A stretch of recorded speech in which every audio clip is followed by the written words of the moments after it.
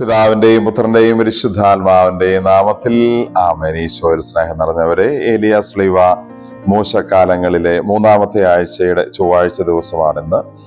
ഇന്നത്തെ സുവിശേഷത്തിൽ നമ്മൾ വായിച്ചു കേൾക്കുന്നത് ഈശോ ഒരു അത്തിമരത്തെ ശപിക്കുന്നതും അതിനെ തുടർന്ന് ഈശോ ശിഷ്യന്മാർക്ക് അതുമായി ബന്ധപ്പെട്ട് നൽകുന്ന ഉപദേശങ്ങളും ഒക്കെയാണ്. വിശുദ്ധ മർക്കോസ് അറിയിച്ച സുവിശേഷം 11-ാം അധ്യായം 12 മുതൽ 14 വരെയും 20 മുതൽ 26 വരെയും വാക്യങ്ങൾ. അത്തിപ്പഴങ്ങളുടെ ഒരു സീസൺ അല്ലാതിരുന്നിട്ട് പോലും അതില് അത്തിപ്പഴങ്ങൾ ഉണ്ട് എന്ന് തോന്നിപ്പിക്കുന്ന രീതിയിൽ കാണപ്പെട്ട് ഉള്ളിൽ സത്യത്തിൽ അത്തിപ്പഴങ്ങളൊന്നും ഇല്ലാത്തതിനെ ഉണ്ടെന്ന രീതിയിൽ തോന്നിപ്പിച്ച ആ കപടതയെയാണ് ഈശോ ഇവിടെ അത്തിമരത്തെ ശപിക്കുന്നതിലേക്ക് കൊണ്ടുചെന്നെത്തിക്കുന്നത്. കപടതയെക്കുറിച്ചാണ്, സത്യസന്ധതയില്ലാതെ പെരുമാറുന്നതിനെ കുറിച്ചാണ് ഈശോ ഈ അത്തിമരത്തെ ശപിച്ച് ഉണക്കിക്കളയുന്നതിലൂടെ നമ്മളെ ആത്യന്തികമായി പഠിപ്പിക്കുന്നത്. ഈശോ തൻ്റെ പരസ്യ ജീവിതകാലത്ത് ഫരിസയരോടും നിയമജ്ഞരോടുമൊക്കെ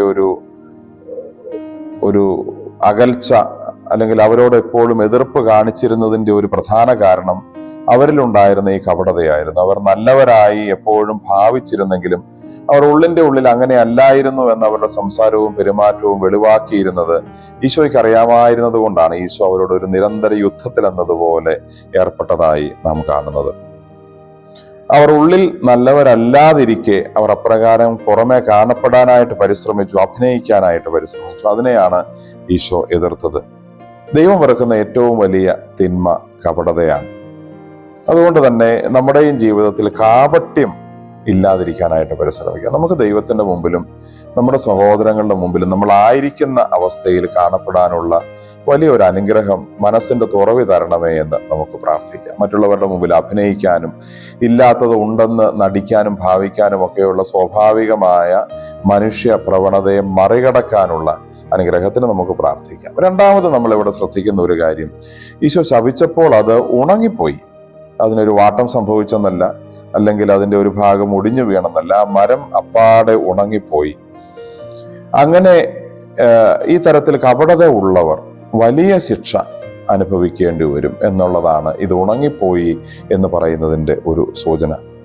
നമുക്ക് ആത്മശോധന ചെയ്യേണ്ട ഒരു കാര്യം, ഈശോയുടെ വലിയ ഒരു ശിക്ഷ ഏറ്റുവാങ്ങേണ്ടി വരുന്ന രീതിയിൽ നമ്മളിൽ കപടത ഉണ്ടോ? നമ്മുടെ ഹൃദയത്തിൽ, നമ്മുടെ പെരുമാറ്റത്തിൽ, നമ്മുടെ മനോഭാവങ്ങളിൽ, നമ്മുടെ മുഖത്തൊക്കെ കപടതയുടെ ഭാവങ്ങൾ കൊണ്ടാണോ നമ്മൾ നടക്കുന്നത്? അത് മാറ്റി നമുക്ക് ദൈവത്തിന്റെ മുമ്പിലും സഹോദരങ്ങളുടെ മുമ്പിലും നമ്മൾ ആയിരിക്കുന്ന അവസ്ഥയിൽ കാണപ്പെടാനും ഓരോ ദിവസവും നമ്മളിലെ ആ യഥാർത്ഥ അവസ്ഥ കൂടുതൽ മെച്ചപ്പെടുത്തിക്കൊണ്ട് വരാനും നമുക്ക് പരിശ്രമിക്കാം. നമുക്ക് പ്രാർത്ഥിക്കാം.